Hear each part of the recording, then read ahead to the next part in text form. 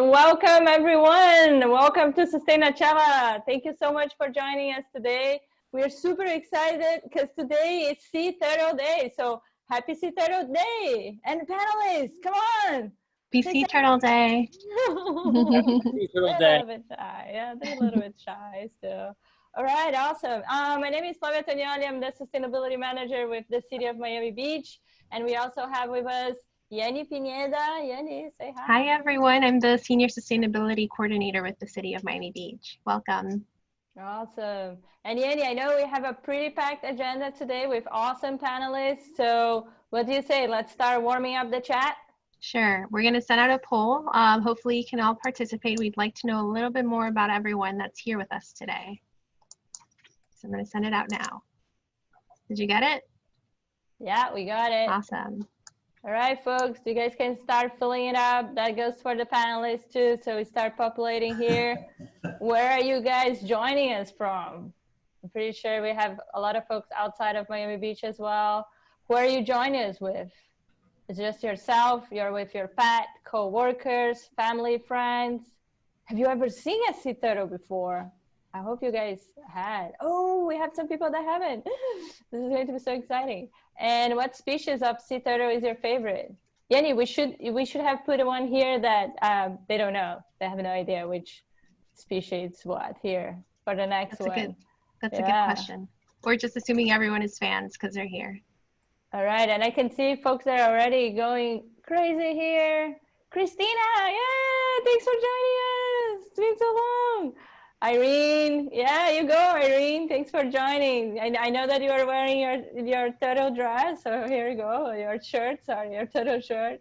Hey, Dave. Yes, Dave always here. You're the best. Mike Gibaldi, Mike from our amazing sustainability community. Yay. All right, we have a lot of folks. Diana. And let's see, we have about 85% of the folks here. So what do you think, Yenny? Let's start sharing the results. Sure. All right. So the majority of you guys are from Miami Beach, 44%. Awesome. And then 30% from Florida, but outside of Miami Beach. Who is from another city? Where are you guys from? In another country. I want to know who is from other country. Oh, St. Pete, Florida. Okay. I am 11 years old. Great. Thanks for joining us. Jake from Orlando, but viewing from Cincinnati. Awesome. Maylene, Orlando, Virginia Beach, Newark, Ohio, North Bay Village, Boca Raton. All right, awesome, guys. Cape Canaveral, all over the place. Virginia. Awesome. That's Thanks so much for joining I love us, that we've gone outside the state. This is great. Yeah, right? That's awesome. And the majority of you guys are joining by yourselves. Some of you with your pets. Which pet do you guys have? Is that a cat or a dog or a parrot? What do you guys have? And while you guys think a little bit, oh, we have 2 folks from California. That's, woo, Trish and Erica. Awesome. Thanks for joining, guys. And Les is back with a sea turtle mask. All right. And 85% of you guys have already seen a sea turtle before. I think that will help our panelists. And in terms of the favorites, let's see. Wow, 52% said all of them, but I guess the green sea turtles are definitely the top one with 19% here, followed by the leatherback and then loggerhead. Awesome. All right, guys. So we'll keep on going here, and Yanni, I'll let you do our housekeeping here. Awesome. And so thank you everyone for joining. For those of you who are here for the first time, you've probably noticed that your videos and microphones are disabled. It's just to prevent any type of funny business like Zoom bombing. We also ask that if you have any questions to please put them in the Q&A box. That'll prevent your questions from being lost within the chat. And if you are using the chat, please share your comments with the entire group. We really want to know what you're thinking, and we want everyone to stay engaged and to be able to be part of a conversation. So make sure that when you do use the chat, click on everyone or all panelists and attendees. All right, and what do we have upcoming this month, Yanni? So for this month, after today, we have one more event, and we're going to talk about urban farming. We're going to have the Little River Cooperative here with us. So please join us to learn a little bit about, your food, how to grow your own food, and topics related to just making your own food here in a city environment. So join us and register through the mbrisingabove.com/Sustainachella website. Awesome. Thanks, Annie. And before I introduce our panelists, just want to highlight here Marco Polo, the wonder dog, is with us, and also 2 freshwater turtles, Little T and Trey. So excited to have those folks watching Sustainachella Sea Turtle special today. All right, so guys, with no further ado, let's go to our amazing panelists of the day. I'll start with Dr. Dan Evans with Sea Turtle Conservancy. Say hi, Dan. Hello. How is everybody today? Thank you. I'm just going to do a sort of short introduction about sea turtles, focusing on the sea turtles we get here in Florida, and talk about some threats. So let's go ahead and get started. Awesome. And before you join, let me introduce the other panelists here. Dan. Oh, good. We also have Betty with the Turtle Hospital. So excited to see all the turtles. Look, guys, she's live. And here, let me unmute you, or you gotta unmute yourself, Betty. Those panelists, they keep doing that. They mute themselves. You're set free. You can talk now. Welcome, Betty. Thank you so much for joining us. It's so exciting to be here and share the wonderful world of sea turtles on World Sea Turtle Day. Happy World Sea Turtle Day, everyone. Happy Sea Turtle Day, awesome. And then we can't wait to see the turtles there live. That's going to be an amazing tour. And also Ben Hicks, our professional sea turtle photographer. Hey guys, I'm coming to you from my studio in Boca Raton, Florida. Walk you through a little bit what I do, and also a little mini tour of where my home base is in Boca Raton. Awesome. Thank you so much, guys. All right. And now I'm going to stop sharing my presentation then, and you can start sharing yours. So we can move to your presentation. Can I interrupt for a second, Flavia? Sure. Was Betty going first, or was it Dan? No, it's Dan. It's Dan. Okay, perfect. Thank you. All right, we all set? You're all good. All right. So I work for a group called the Sea Turtle Conservancy, and we're based up in Gainesville, Florida. And we do work throughout Florida, but also throughout Central America and the Caribbean. But we'll focus on Florida's turtles today. And why is this not? Yeah, of course now it's not working. Are you having trouble moving the slides then? Yeah. Here. And if you want, I can take over for you here. I'm going to stop sharing our screen. Yeah, I don't know. And I'll move over. And then you just have to keep saying next. You guys can see my screen, right? Yep. There we go. So yes. So always a good place to start is what is a sea turtle? We want to make sure everybody's sort of on the same page and information. I'll go ahead and click again. So they are air-breathing reptiles. They don't have gills like fish. They have lungs like we do. So while they can stay underwater for hours at a time, they do have to come up to breathe fresh air. They spend about 90% of their lives underwater. But being reptiles, they lay eggs. They can't lay the eggs in the ocean, so they have to come up onto our beaches and lay their eggs there. Florida represents a really important nesting ground for sea turtles. Their fossil record goes back about 150 million years. So while dinosaurs were roaming the earth, the ancestors of our sea turtles today were swimming in the oceans.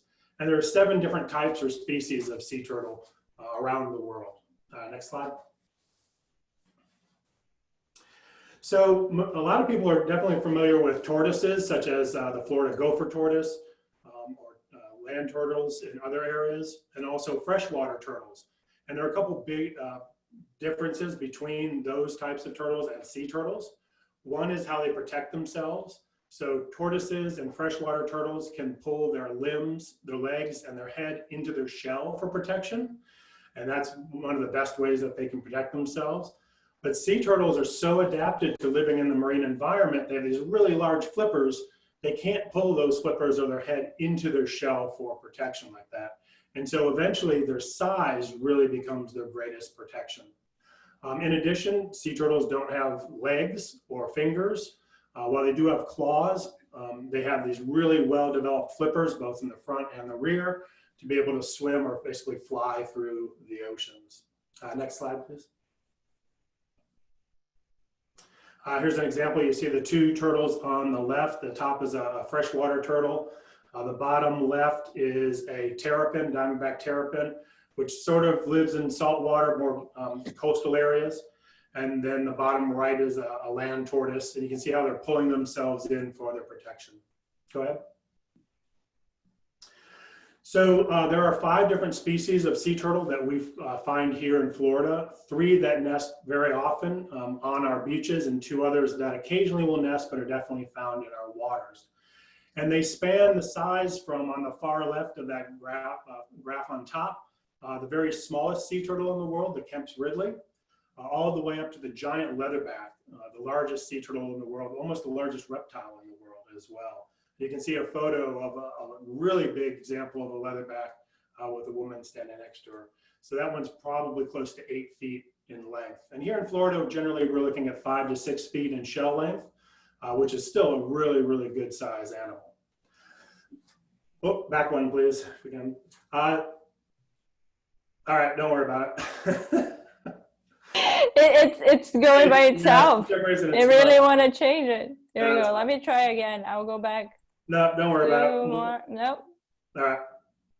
All right. So the most common species of sea turtle we get here in Florida is the loggerhead sea turtle. Pretty much anywhere in Florida we have sandy beaches, there's some level or amount of loggerhead nesting occurring. They are a mid-sized ranged sea turtle, so they're about 3 to 3.5 feet in shell length on average for an adult, 300 pounds in weight, really big head. And Florida actually represents the most important place in the world for loggerhead sea turtles to nest. There's no other place in the world that has more nesting loggerheads than Florida, which is pretty amazing. Go ahead. They get their name from their very large head. They have a very large head because they have very powerful jaws to eat their food, which are primarily shellfish, crustaceans, things along those lines. So they love spiny lobster, they love horseshoe crabs, things along those lines. Now, loggerheads not only nest here in Florida, but also up the east coast of the US, all the way into North Carolina. Go ahead. The next most common species of sea turtle we get nesting in Florida is the green sea turtle. They're actually a little bit larger than loggerheads, 3.5 to 4 feet in shell length, 350 to 400 pounds on a really good size adult. They get their name not from any coloration in their shell, but because of their diet. Go ahead. As adults, they're completely herbivores or vegetarians. And so they're eating lots of seagrasses and algae. And they actually transfer that green color into the color of their fat. So instead of having white fat like we do, they have a greenish tinge to their fat, which is kind of cool to think about. So right now we're into the nesting season for both loggerheads and green sea turtles here in Florida. And in terms of nesting in the US, really we're only seeing Florida as a nesting site for green sea turtles. That's fine. The leatherback sea turtle is the 3rd species we get nesting in good numbers here in Florida. Like I said, they are the largest sea turtle. They don't have a hard shell or hard carapace like the other species. Instead, they have this really tough, leathery skin, thus their name.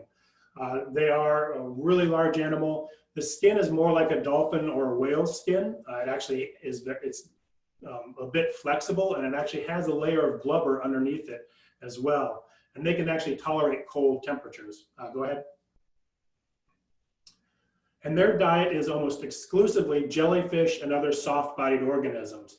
And so they're traveling the world's oceans, tens of thousands of miles in a couple of years to find areas that have really good jellyfish colonies or jellyfish populations, and that tends to be much colder water.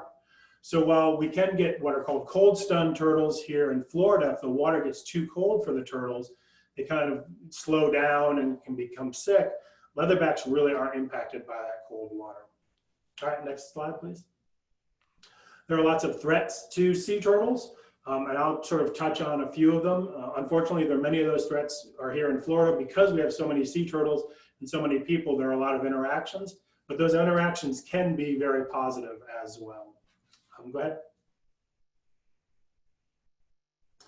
So probably a classic example is marine trash or marine debris in the ocean.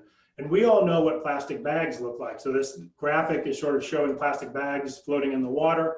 Unfortunately, sea turtles don't know what a plastic bag is. Instead, they see it as jellyfish. And all species except for adult greens will eat jellyfish. And so unfortunately, they'll accidentally eat plastic bags or balloons that are floating in the water, thinking that it's jellyfish. And their mouths are designed to really keep food in their mouths and do not be able to spit things out. So it becomes very difficult for them to get rid of those plastic bags. All right, next slide. Beachfront lighting can be a huge impact for sea turtles on two fronts. First, bright white lights can scare off females from coming ashore to nest, but sometimes these lights will be turned off early in the morning, so it's still dark enough for the turtles to come out and nest. And so a female may come out, nest on a beach that temporarily is dark, but then 2 months down the road when the hatchlings are emerging, hatchlings are opposite of adults in that the hatchlings are attracted to the white lights. They think that that lighter horizon, that light area is where the ocean is. And so they go towards those lights thinking it's the ocean and get what's called disoriented, and they don't make it to the ocean. Go ahead. And long line fishing, so bycatch in commercial fisheries. So there are a lot of industries that go out to try to catch fish for people to eat, and unfortunately they catch by accident sea turtles and other marine animals that they're not trying to catch. And this is an example of a long line that's caught a loggerhead by mistake. Go ahead. So what are some of the things that anybody can do here in Florida or wherever you are to help sea turtles? Go ahead. So using reusable cloth grocery bags, so trying to avoid using those plastics, those one-use plastic items can make a big difference. Trying to just reduce the amount of plastic we use in our lives, and not just for food, but any kind of shopping that you do. Go ahead. There are lots of alternatives to plastics. Metal straws or bamboo straws instead of plastic straws. They make little bags that replace Ziplocs, and then bamboo cutlery instead of using plastic silverware if you're doing a picnic or going somewhere and eating on the beach. Go ahead. And then for lighting, there's a real easy solution to address lighting issues. So sea turtles are not able to see reds and oranges very well.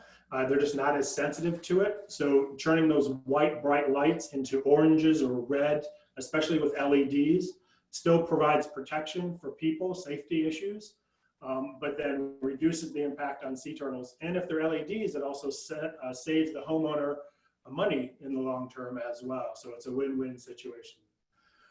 Being aware of where your food is caught or how your food is caught can be an important step as well. You know, choosing sustainable and eco-friendly sources of seafood is really important.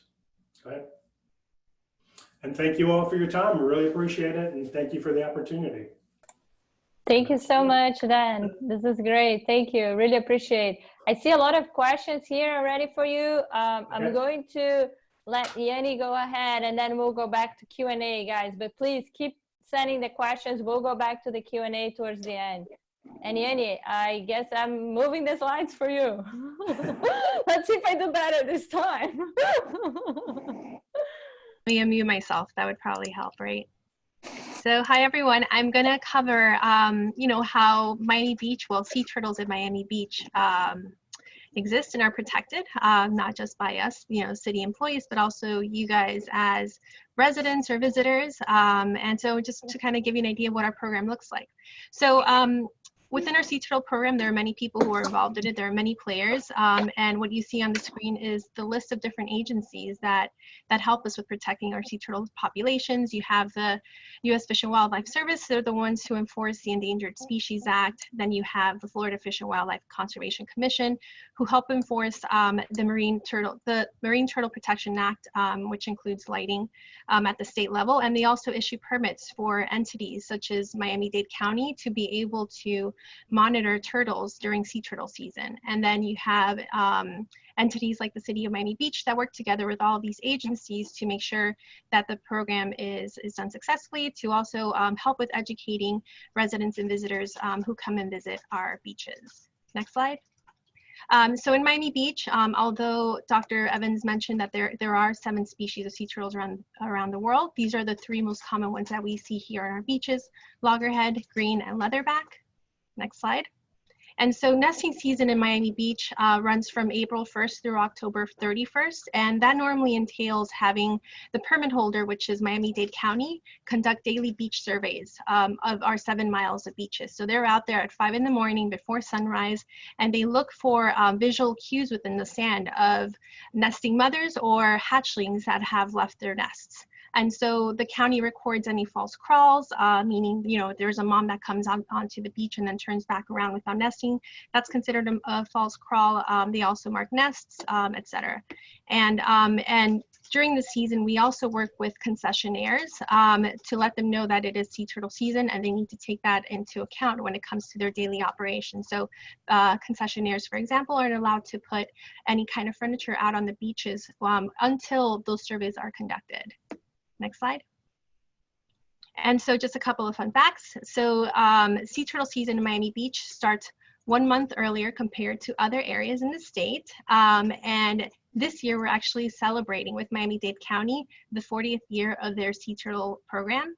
And Miami Beach averages about 110 nests per season. Next slide. And I think Dr. Evans already covered this, but these are just a couple of the threats that sea turtles encounter everywhere in the world. You have both natural and man-made threats. And of course, light pollution is one of the biggest threats that they have to deal with. Next slide. Dr. Evans also covered this, how sea turtles can really see what's it called?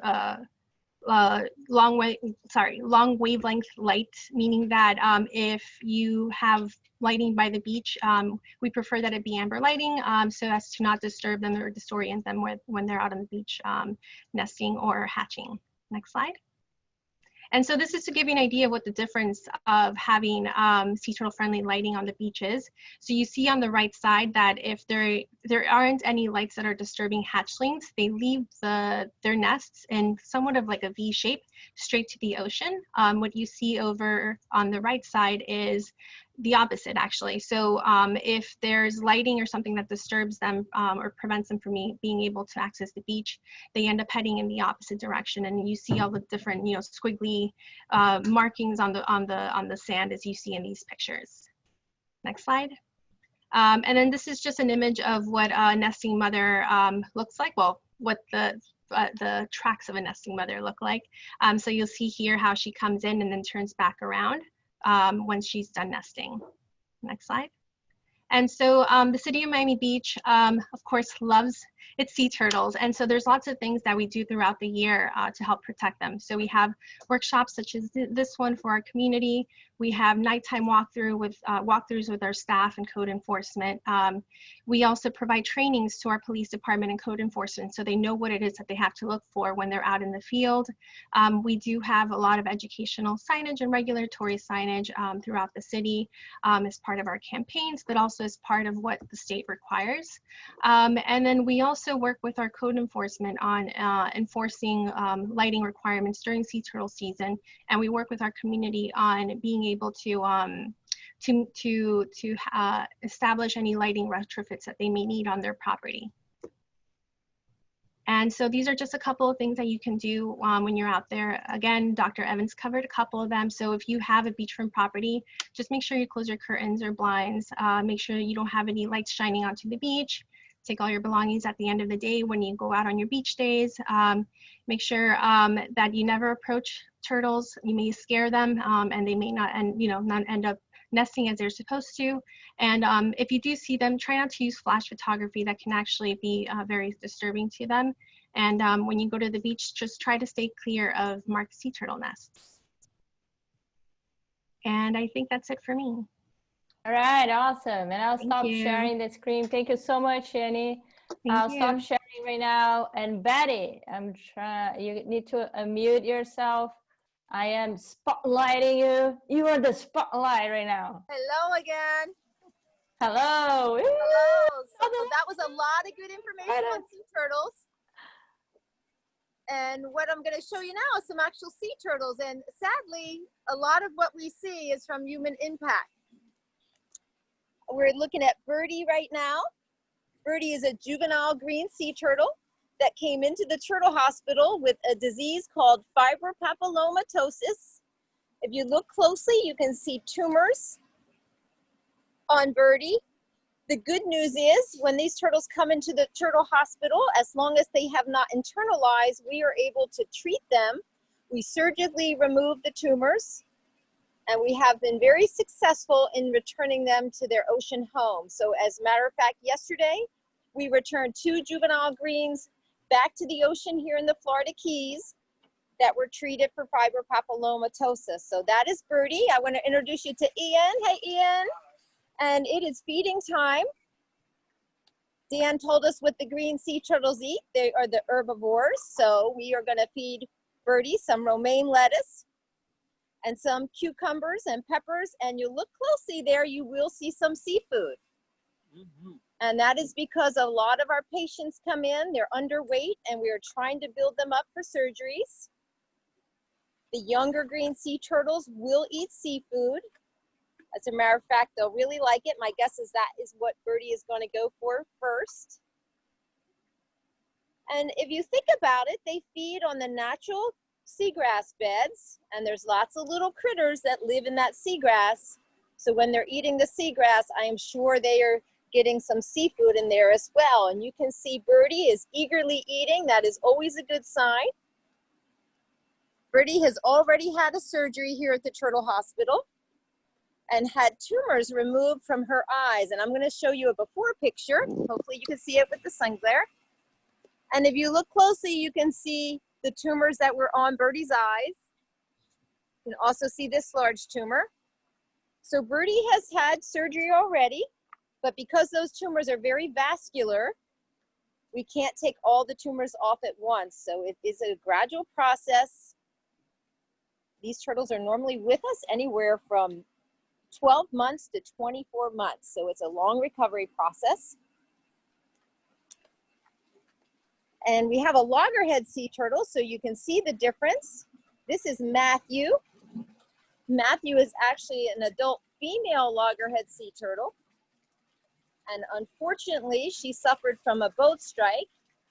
You can see that the back of her shell or carapace is floating above the water. She has some buoyancy issues, and that is a result of that boat strike.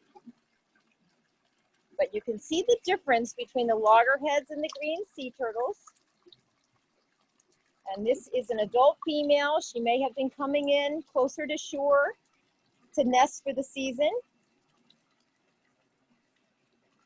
And you can see she is eagerly eating some squid.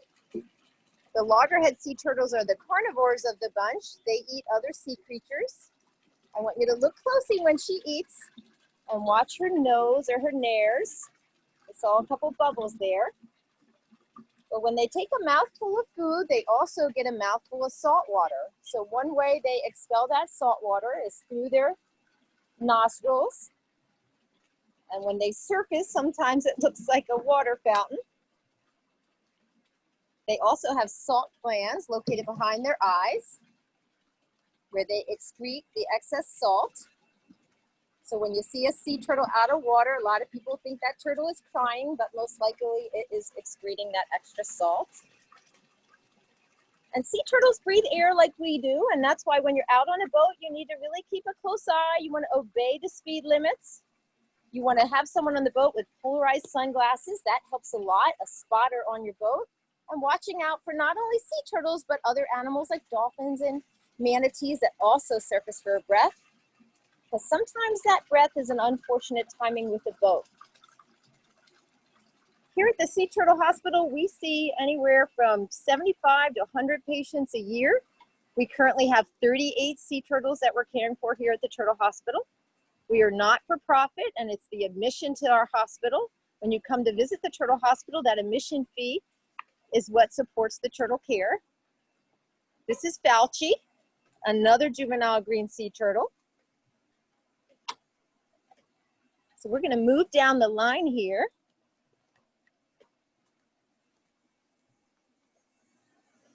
And we're gonna take a look at some other sea turtles.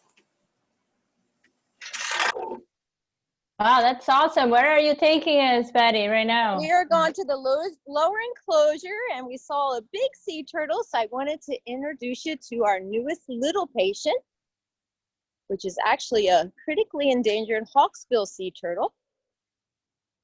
So we're going to approach here. You can see some screening over the tanks, and that's because everything eats baby sea turtles. So we make sure that if a shorebird or a raccoon gets into our enclosure, that they're not going to be able to get to our sea turtles. All right. A little technical difficulty with this lid here. A minute. All right, be ready for a cuteness factor here. And this is Gumbo. Gumbo is a hawksbill sea turtle that just came into the Turtle Hospital last week. She is what we call a post-hatchling. And Dan was showing us how those plastic bags look a lot like jellyfish. Well, any plastic that goes into our ocean, it stays in there and it breaks down into small microplastics. And these little sea turtles spend the first couple of years of their life out in the Gulf Stream. So they find a patch of sargassum weed and they float in the current. Well, guess where our trash goes? Those little pieces of plastic also get picked up by the currents. And these sea turtles are opportunistic feeders. So if they see something that might be food, they're gonna try to eat it. So this little turtle that came into the Turtle Hospital just last week, we have already gotten 53 pieces of plastic out of its stool. So it is literally pooping out plastic. And we hope that there's no plastic in there large enough to become a real problem. This turtle came in very skinny. She's eating well for us. So send lots of healing energies, but just a reminder to make sure that you do not pollute our oceans. You want to put your trash in the proper receptacle. You want to reduce, reuse, and recycle. And that way we're making sure we keep our oceans clean for not just little Gumbo here, but all our marine life. She's really swimming there. And then next door, we have two loggerhead sea turtles. We have Lucy and Ethel. Lucy and Ethel are part of a very special permit here in the state of Florida called a Head Start permit. Well, everything eats baby sea turtles. When those sea turtles hatch out of the eggs, they fall prey to crabs, even red ants. A fire ant can kill a baby sea turtle. Shorebirds, fish. So Lucy and Ethel are part of a very special permit, and they are perfectly healthy, but they will stay at the Turtle Hospital till their shell or carapace is 45 centimeters long, and that'll be about 2.5 years old. They hatched out on a beach in Florida last summer, so you can see the differences in the coloration. So they probably will stay there another 1.5 years, Betty, with you guys? Yep, they'll be here another 1.5 years. They have really good health care and they get a healthy diet twice a day. You can see Lucy there Oh, underneath that PVC tubing. And what those pieces are that you're looking at in the tanks, they're what the scientists call environmental enrichment devices, or EEDs. And it's basically like turtle toys. And it enriches their environment and gives them something to swim through, scratch on. Another important thing to see, you can see Lucy's flippers are tucked on the back of her shell. You won't see that with a larger turtle and a larger juvenile, adult, or subadult. And that's because these young ones, remember what I said, they're going to be in the Gulf Stream at this stage of life. They're going to be tucked inside a patch of sargassum weed. And the more they move, the more chance they'll fall prey to something that may eat them. So they tuck their flippers and they just kind of float in the current. And once they get older and leave that Gulf Stream, they will use their flippers more to swim, and you won't see a larger turtle with those flippers tucked. and how does their reintroduction to the ocean happen, Betty? That is a really good question, because people worry, oh my goodness, they're in captivity, you know, in this setting for a number of years, and how will they know how to eat and where to go? Well, Mother Nature has been very good to sea turtles. They have been on our planet over 100 million years. A marine mammal you certainly could not keep in captivity for a number of years and put back out. They would need a mom or a dad or an aunt to teach them what to eat and where to hunt. Well, sea turtles, when you think about it, they hatch out of an egg, and those little hatchlings, right from the start, they're on their own. They go out into that great big ocean, and they just follow a natural instinct. They go out to the Gulf Stream. Everything they need to know has been genetically imprinted. So nature has been amazing to these sea turtles. So we just take them and put them out in the ocean. With the little ones, we will take them out into the Gulf Stream and find a nice patch of sargassum weed. And that's where we will put them. But the larger ones we release right from the beach. And depending on the type of turtle, if it's a green turtle, it'll go to the grassy seabeds on its own. And if it's a big loggerhead or a hawksbill, most likely it's going to go to a reef system. We're looking now at Medea. Medea is another large loggerhead. She also suffered a boat strike. You can see the missing keratin and bone there on the back. And we have these reminders every day. Most of what we see at the Turtle Hospital are human impact injuries. So we can make a difference by helping to educate, spread the sea turtle love, help people to care about sea turtles. And I want to introduce you to another patient here. This is Buddy. Buddy is a juvenile green sea turtle that just came into the hospital today. Buddy was rescued in the Key. And not only is Buddy covered in tumors, but Buddy was completely entangled in fishing line. So Buddy had fishing line around his head, around his flippers, around his whole body. We did remove that fishing line, and Buddy was lucky. There was nothing that was too tight. And sometimes that fishing line can actually clip the tight flippers. And the next step will be to take Buddy to the human hospital to get a CAT scan. And that's the diagnostic tool we use to look for internal tumors. So again, flippers cross, send some good healing energies for Buddy. And Buddy will go for a CAT scan tomorrow, and we're hoping for the best. If there are no internal tumors, then we will build Buddy up for surgery and start that lengthy process of removing those tumors. Thank you, Betty. And Betty, for the folks that have boats and go out, you know, outside boating, like how, like what is the tip that you would give to them so they are more aware, you know, in terms of having turtles in the water, what they should be careful, like should they be careful at anchoring? You really want to be careful always when you're out on a boat. What's going to help our marine life and our oceans, when you're in shallow waters, you want to make sure you're in enough depth for your outboard or your motor, because those props can do a lot of damage to seagrass beds, which is an important seafood and source of food, the seagrass for our sea turtles and other marine life. It's also a nursery of sorts where you're going to find a lot of small animals, fish and turtles alike. And you want to obey speed limits when you're out there. You don't want to go too fast in those shallow areas, there's more of a chance you're going to hit an animal. And again, if you have somebody as a spotter, and make sure that person has good polarized sunglasses and watch out for marine life. I don't think there's anybody out there intentionally running down these sea turtles. It's just unfortunate timing. And the more aware you are and the more eyes you have on the water, the less chance that you're going to hit one of these animals. And what do you do if you hit a sea turtle? What if you hit a sea turtle with your boat, or if you accidentally, you're out there fishing and you hook a sea turtle? Well, what you want to do is call your local Fish and Wildlife. If you're in the Florida Keys, you can call the Turtle Hospital's 24-hour stranding hotline. And if you don't have any of those phone numbers, not to worry, you can always radio the Coast Guard on VHF radio, and they are great partners, and they will get somebody that will help you with that turtle. Just a reminder that all species of sea turtles in the United States are protected. They are on a list, and they're listed as either endangered or threatened, and it is illegal to touch a sea turtle. So what do you do if you need to help one? Well, if you call us under our permit, we can give you instructions to bring that sea turtle in, but you never want to do that without making a call, because again, it is illegal to touch a sea turtle. Great. Thank you so much, Patty. This was so informative. We really appreciate it.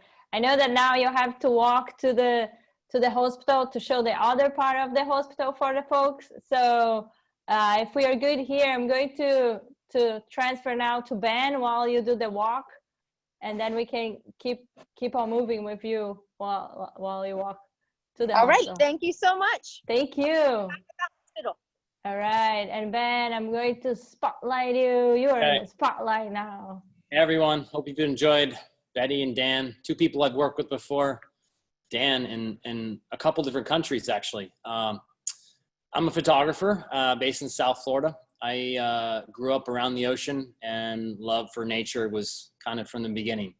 I went to school at FAU in Boca Raton, Florida, had a degree in art and also photography, and then started my business in 2003 as a full-time photographer and designer, and from there became a water photographer, shooting a lot of surfing. And on my spare time, I would then go off and explore nature. And ultimately, now I'm more well-known as a nature photographer because of that. I have always been interested in turtles. As a kid, I had freshwater turtles in tanks, and I don't recommend it now, but growing up, I had those little red ear sliders. And then migrated into, in 2008, I was invited by a biologist to go out since I had an underwater housing, and join them and documenting in South Florida. And from there, the career has taken me around the world to document turtles. A lot of what I do is to use my images to bring about awareness for sea turtles. I feel like I have a great handle to be able to share on my social media platforms and educate the world on our environmental impacts that humans have done in these last short 100 years. Sea turtles have been around for millions of years, and we've done a lot of damage. So as much as I can do with my images, I try to share and let a lot of organizations use images for a voice. I'm in my studio. I wanted to just show you a little bit. This is my office. This is upstairs. My family's a big thing, so I have, of course, pictures of them.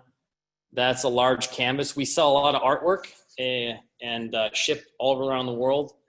This is my little ones who are probably watching. Carson and Serena, that's their artwork from school. And then down here is our gallery, which is kind of where we show our work. And then also in the back, there's my hammock. Every office should have a hammock, right? And a little bit of yoga for stretching. In the back is, we also have, I have a commercial business where I shoot commercial photography as well. So that's a little bit of a studio. And then down here is where we do all the printing and mounting of prints, canvases, and so on. Bring you back to my desk. And I'm gonna play a short video kind of illustrating where my office really exists, because this is my office, but not really my office. Yeah, that's your second office, Ben, from what I get it. My office, I don't have shoes on now, but normally I don't have a shirt on either. Just board shorts, mask, snorkel, and fins. And I don't scuba dive. Most people think most of my images are with scuba diving. It's just free diving. So let me open up that, and we will start a short video.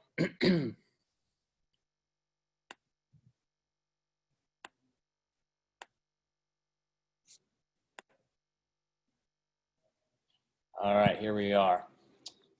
So like I said, I'm going to kind of walk through some of my images and the stories behind them. And this will start off with a little video about what I do.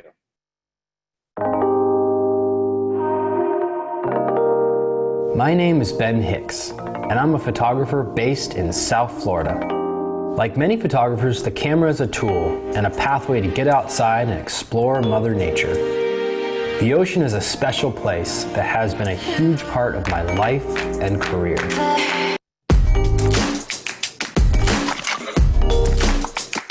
I grew up around the water with my family letting me loose at the beach.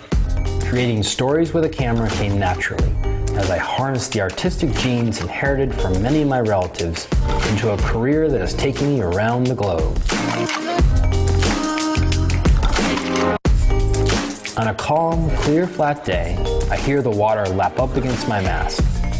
As I swim out, the sun shimmers off the surface of the water, reflecting beams of light onto the seafloor below. Gliding along the surface, I wonder what I will see today. The direction and purpose of my work has gone in ways I have never imagined.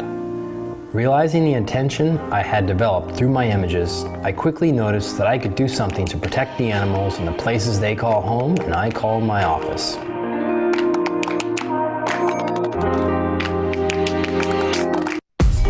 My time in the water observing and photographing sea turtles over the past 10 years has led me to partner with several environmental organizations around the globe. From tagged sea turtles in Florida to leatherbacks in Panama, my images have contributed to numerous efforts in protecting animals, which is something I am most proud of.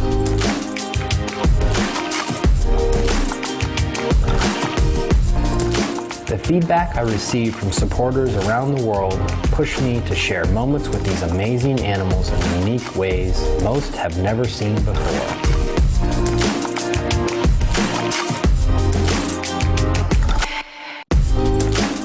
Preparation and a lot of experience has me ready to get the shot when least expected moments happen right in front of my eyes.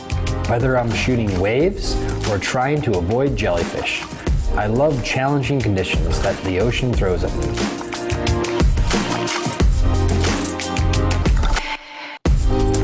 Our ecosystem is extremely fragile, often butting up against endless buildings, hugging the coast, and encroaching on Mother Nature. The impact of mankind has brought evolution to a halt, and so it is critical that we protect our coasts from the overdevelopment. Our everyday usage of plastics and single-use items end up in the ocean, directly impacting the animals within.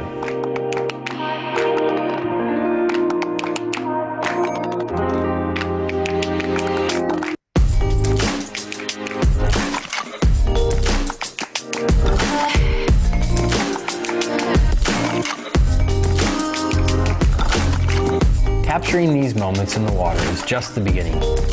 The best images are edited, printed, and shipped to fans and supporters around the world. Impactful images are often contributed to environmental awareness campaigns that serve as visual reminders to reduce our footprint on Mother Nature. I encourage everyone to go outside, immerse yourself in nature, and realize how important it is to our planet's survival. The innocence of nature deserves the power of mankind.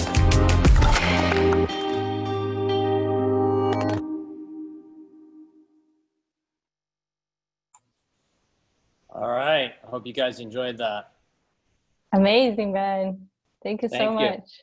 So that's a little piece based right off the beach, probably about 2 miles from my office down in Boca Raton, Florida. So this next image is one of my well-known images. This is a hatchling loggerhead sea turtle from Palm Beach area. Most of my images of hatchlings, I accompany biologists along our beaches in Florida or other parts of the world.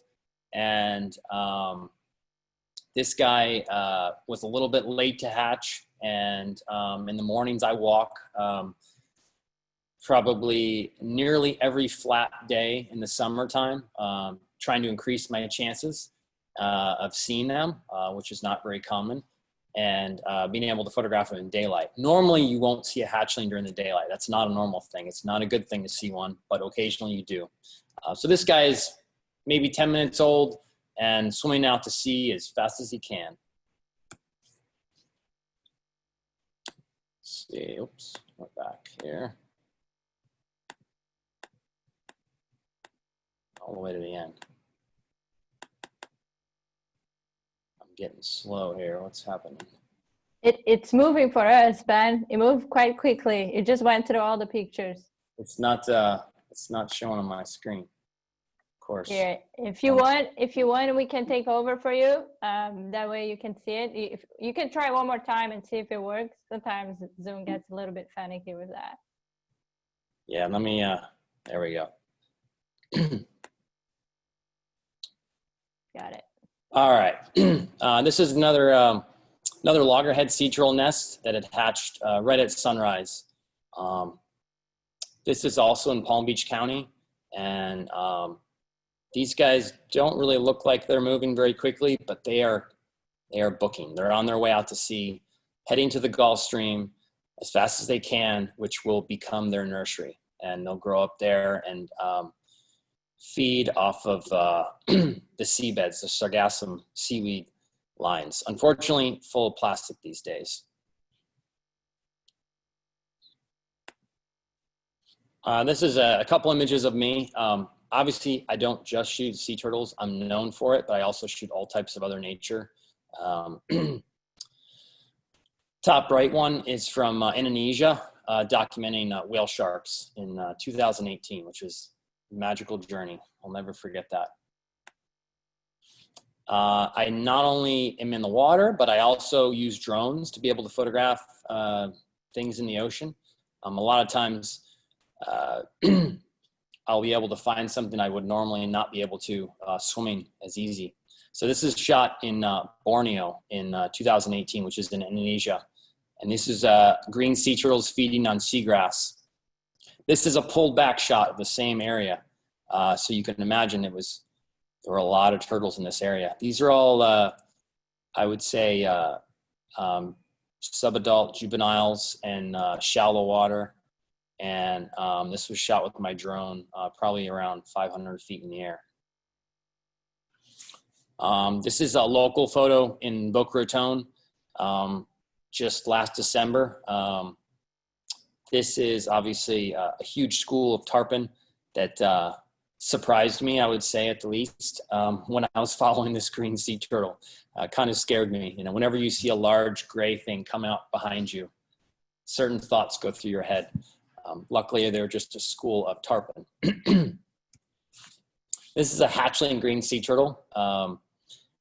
These guys were just coming out at sunrise, late to hatch, and they literally all hatch out within 45 seconds to 2 minutes. It's an amazing process of life in nature.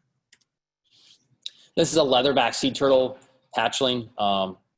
Growing up to someday be the largest sea turtle in the world, which Dan talked about a bunch, this species as well. This little guy has got the biggest wings, I always call them. When they're going out to sea, they flop and flip running out because their flippers are so big as a hatchling. So they're kind of funny and goofy.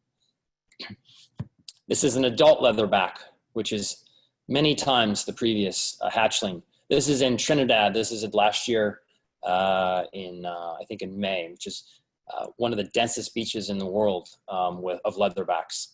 You essentially have to watch your step at night because there's so many turtles nesting in May. And this is also shot with a drone. This is a little baby leatherback or loggerhead, excuse me, hatchling. And one of the images that the city of Miami Beach has used on their campaign recently to try to bring about awareness. This one too, Ben, all yours. We really appreciate your support. You're amazing. Of course. I'm glad you guys are taking the initiative from a government standpoint. And this is an important image that I captured that really impacted me when I was out. Obviously, it's an emotional thing being a sea turtle photographer out there by myself, watching these amazing creatures. Most of the time I shoot in the morning. It's very, very peaceful. And this turtle, like Dan said, they don't know the difference between plastic or jellyfish. And this day there was a bunch of jellyfish in the mid-range of the depth out there. And he was about to go and grab this bag. And it's an impactful image for me. And I've tried to use it as much as possible for other organizations to put it out there. But it just shows you what's going on in the world without any words, you know? And that's all I have for today. Awesome. Questions or anything, I'm happy to answer them down below. Amazing. Thank you so much, Ben. Amazing. You're welcome. I want to be Ben when I grow up. I'm sure a lot of people on the chat will agree with me on that one. Everybody was like, oh, that's so amazing. I want that office. Really amazing. So Ben and also Dan, Betty, we are going to go back to the tour. We have a lot of questions in the Q&A. So if you guys want to start typing those, that would be great. So you can start answering those. And then when we go back after Betty, we'll go back to the Q&A. And Betty, all yours. Here, you have to unmute yourself. All right, we're in the actual turtle hospital now. I'm gonna turn the camera around. And you know what, Betty, as you keep going on the turtle hospital, well, I'll let you talk first. And then I have a lot of questions for you about, you know, the tumors and yeah, all of that. All right.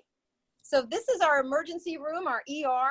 We are a state licensed veterinary hospital. So people don't think when they think of helping sea turtles, I'm not sure what you picture, but we are a fully licensed veterinary hospital. This is our emergency room. If you were a sick sea turtle, this is where you would come into the turtle hospital. We would weigh you and get a radiograph or x-ray. We have new generation digital x-rays.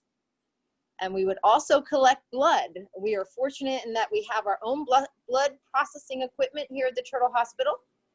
So any time of day or night, we can collect that blood. And with modern technology, our veterinarians have an app on their phone. They get a little ping and they will get that blood chemistry. And we can start fluids and medications right away on our sea turtles. This is our surgery suite. You'll see a lot of equipment that you would see in a human hospital.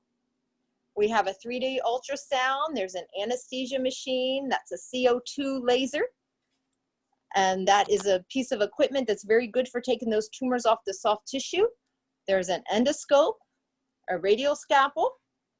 In the background here, you see a video playing.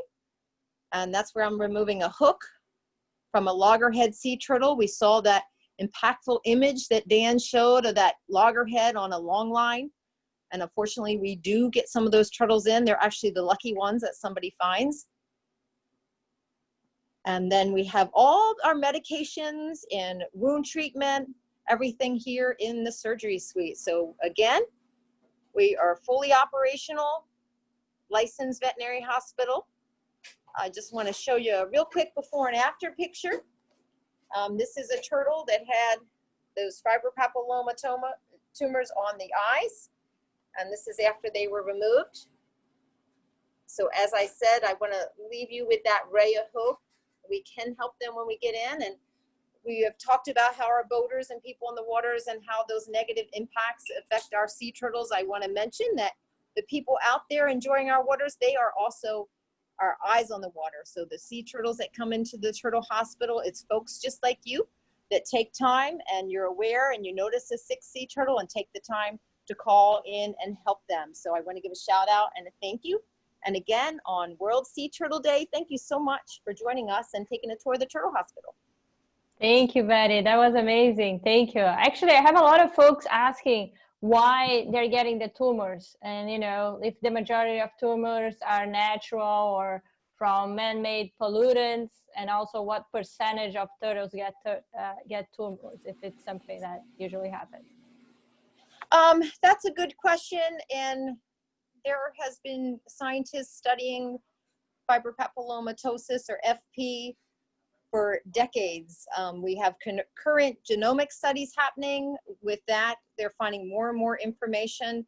There are many variables, but one very strong one is water quality. This fibropapillomatosis is only found in and around developed islands, which pretty much tells you everything you need to know.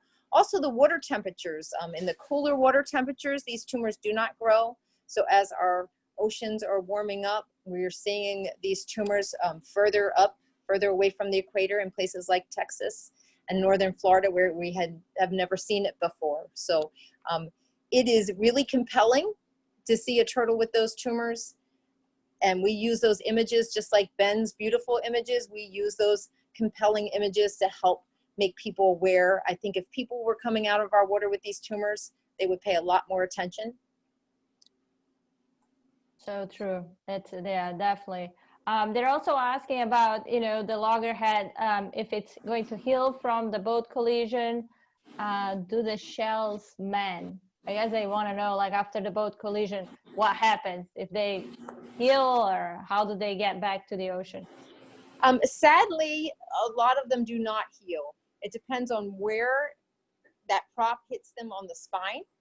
So certain areas of the spine, it causes neurological damage, which then affects the intestines and causes an ileus. And those intestines are no longer able to expel the air. So you saw one turtle out there, Matthew, that we are treating, but we're pretty sure, and most likely Matthew will be non-releasable. There are some turtles that we can fix from a boat strike, but if they have that neurological damage, that is not repairable. If they're otherwise healthy, what we do with those animals is we adopt them out to aquariums all around the world. We have a loggerhead now that is getting ready. As soon as that COVID-19 opens travel up again, we'll be going to the London Aquarium. Awesome.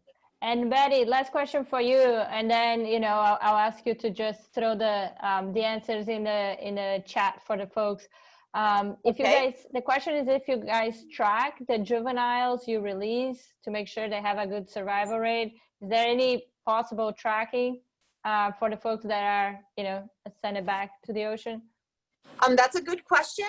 As a matter of fact, we put satellite tags on just a few turtles a year. That is because of the expense. All the turtles get a flipper tag, which is just a form of identification, so we do know if they come in again.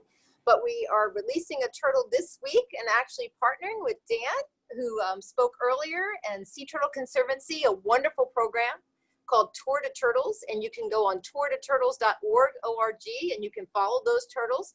So our entry into that Tour to Turtles is going to be Maisie, a hybrid turtle, and she will be going out this week.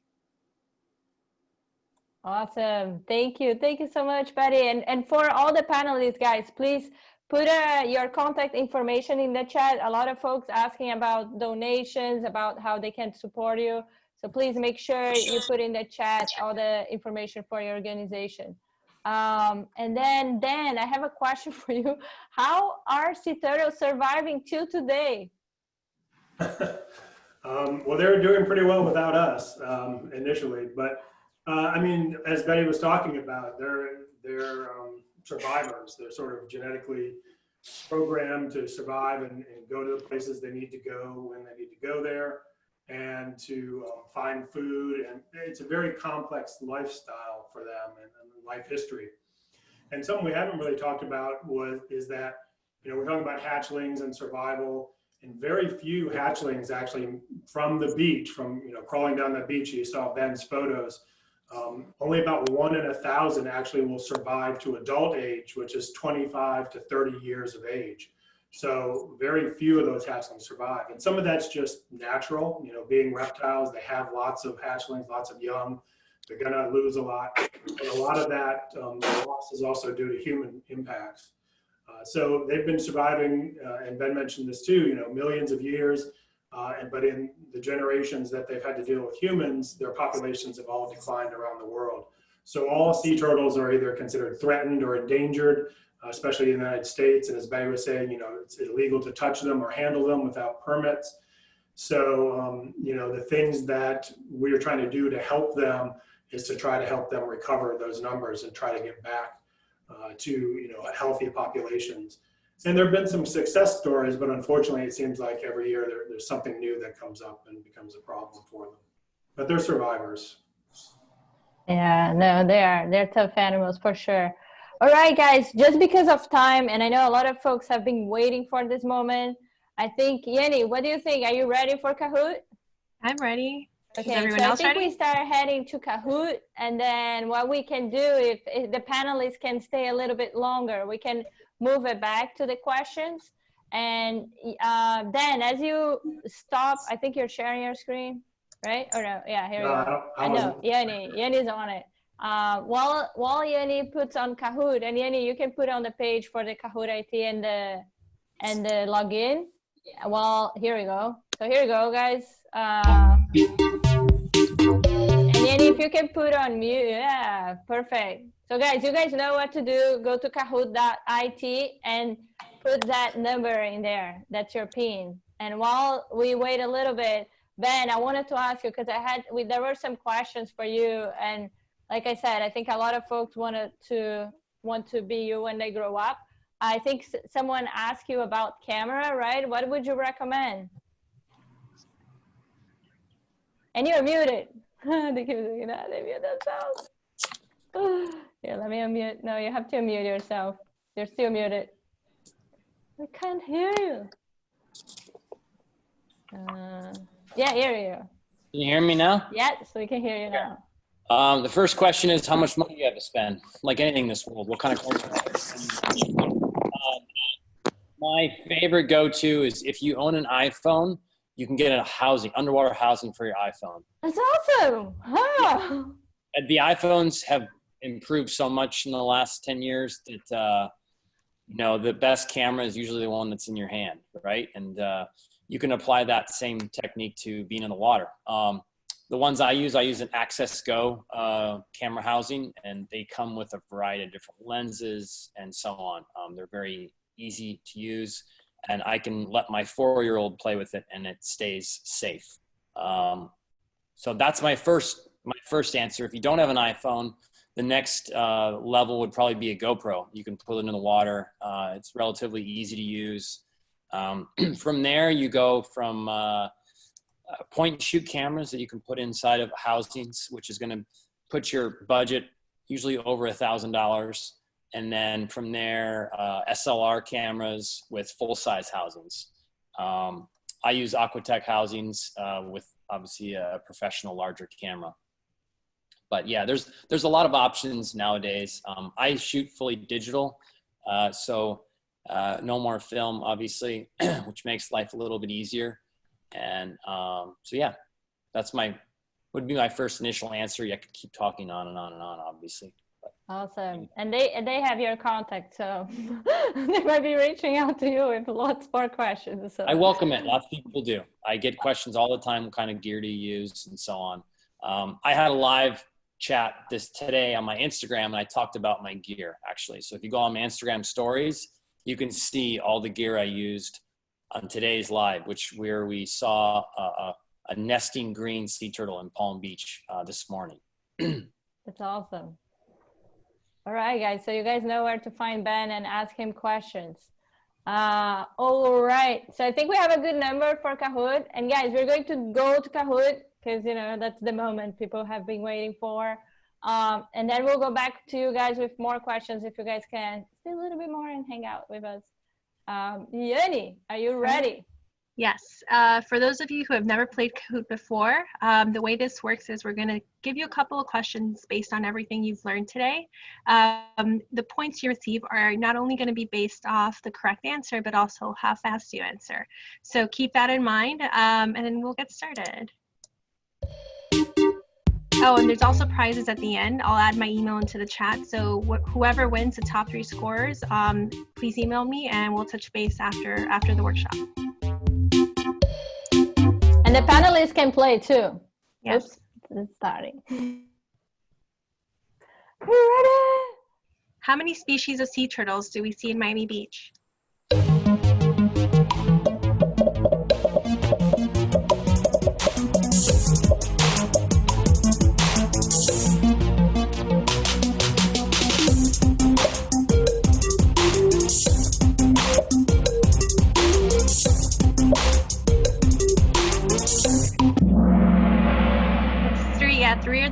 Three of the 7 species are the ones we see most frequently in Miami Beach. So let's see who's at the top. We have Timmy Turtle, Lisa Z, and Mike G. Next question. When does sea turtle season start in Miami Beach?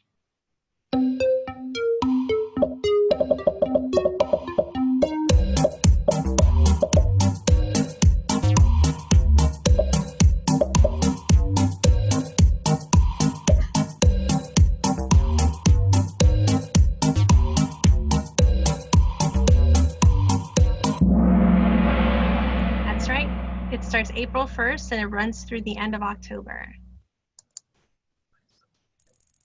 We have Ingrid at the top now. All right, next question.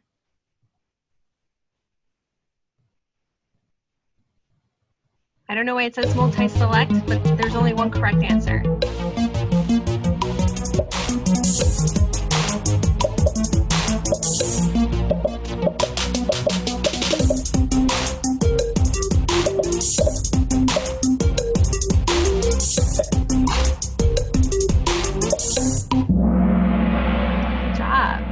Majority of you got it right. Let's see who's at the top. Ingrid is still at the top. Good job. Oh, Mike went down. Come on, Mike, go up. Why do sea turtles leave the water?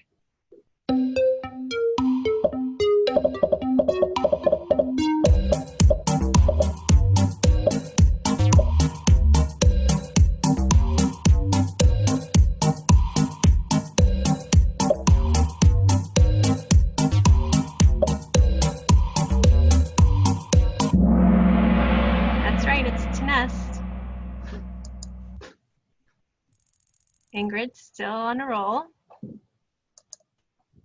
Next question. What is not a natural threat to sea turtles?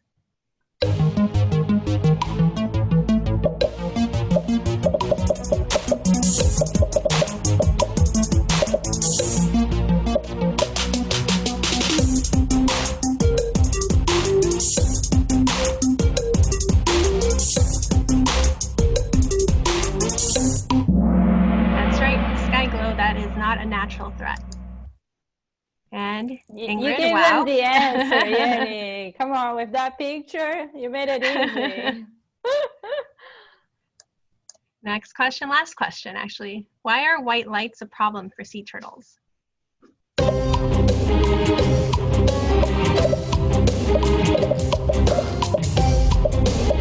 This should be easy.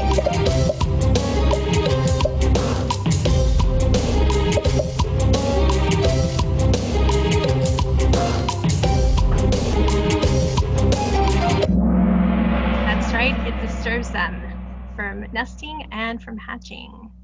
And someone said that it makes them want to dance. That's also a good answer, but it's not correct. So the top 3. All right. We have Turtles Rock.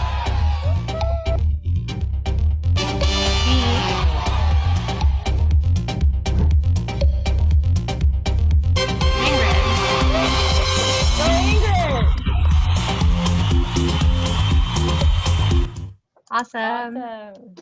All right, I'm going to put my email in the chat. Just be sure to email me and we'll touch base afterwards. Awesome. Thanks, Jenny. And I'll take over a little bit, a few more questions for our panelists to, let them go soon. Betty, what is the largest sea turtle you have had in the Sea Turtle Hospital? And you are muted. They keep muting themselves.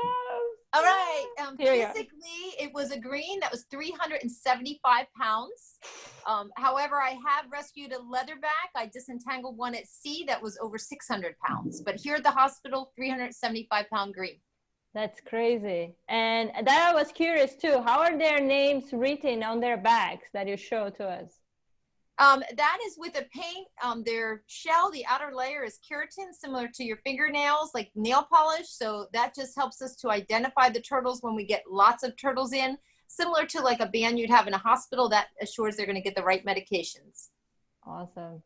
And they're asking the hospital allow visitors. You guys, yes, do. But now, I mean, I'm sure, how can people help right now? Because I'm sure you guys are probably not allowing visitors at this time, right? We are open. Our programs are much smaller. We're open 365 days a year when we can be open. Again, currently our sizes are small. You can make reservations online at turtlehospital.org, and you can help support us by buying a membership, adoption. You can go buy a great sea turtle t-shirt or one of these really cool buffs, and all that money, all the proceeds go to our sea turtle care. And we are nonprofit and also accept donations. Thank you for asking. Awesome. Thank you, Betty. Really appreciate it. And you guys heard it, guys. They are open. It's just a smaller group. So you guys can still, you know, make your reservation and go there. That would be pretty neat, actually. Pretty awesome experience. All right. And I know you guys responded a lot of questions, so I don't want to keep you guys here much longer. I don't know, Dan, Yanni, or Ben, if from any of the questions you answer, you want to share anything, like being like, oh, this question was amazing, or I gotta share the answer with everyone here. Up to you guys before we wrap up here. I don't have anything. The one thing I just have to say is, you know, if anybody has any questions, I think all of us are happy to open our emails up and answer them. If it becomes to protecting the environment, whether it's sea turtles or not, and or also anything related to plastic and how they can better their practices in their everyday life. That's what I constantly try to inform people, and they always have questions, because it's kind of a gray area. You know, what's the right thing to use? Do you use a paper straw? Do you not use a straw at all? And so on. So I'm always happy to answer them if people want to reach out. Thank you, Ben. I appreciate it. And then, and Betty, yeah, if you guys want, like, share last words here, you know, anything that, I know that we cover a lot in terms of what folks can do, but please feel free. Sustainachella. You guys can say whatever you would like, so. Yeah, no, it's a great opportunity. There's a great turnout. So just, you know, as Ben said, just thinking about what you do in your everyday life can make a huge difference, and little changes can make a world of difference, not only to sea turtles, but to all marine animals, other animals, and ultimately the things we do to benefit sea turtles, protecting their beaches, protecting the oceans, will benefit us in the long term as well. Yeah, and your compassion is contagious. So spread that sea turtle love and your love for the oceans. That is going to make a difference. That awareness is the biggest thing you can do. And joining something like this wonderful program, something like that, and sharing the information that you've learned. And sea turtles are the oldest animal on Earth, and we certainly don't want to see them go extinct on our watch. So it's very important to protect sea turtles. Awesome. Thank you so much, guys. Really appreciate it. You guys are amazing. Thank you for your amazing work saving all the turtles. You guys are the best. And going to end up with sending lots of love and gratitude. Thank you so much for everyone that joined us today. Again, thanks to our panelists, Ben, Dan, Betty, our team, Yanni, Betsy, Michelle. Thank you guys so much. And when is it the next, Yanni? The 25th? When is? Yeah, it's next Tuesday, I believe. Isn't it next Tuesday? Tuesday, or I'm lost with time. Keep up. I'm sure. No, it's Thursday. It's next Thursday. Next Thursday. Yeah, 25th, I think. We're going to be talking about urban farming, guys. It's going to be very interesting. If you guys are like me, that cannot grow anything in your garden, mainly when it comes to edibles, this is a really good one to join. And one of the speakers, actually, I'm in love with his arugula, so highly recommend you guys joining us. But anyways, thank you so much, guys, for joining. Happy Sea Turtle Day. Please support our amazing organizations, our amazing panelists that talk here today, and ending up with sending much love and gratitude to everyone. And thank you. Thank Thank you. you. Thank you. Thanks, everyone. Thank you, guys. Very well.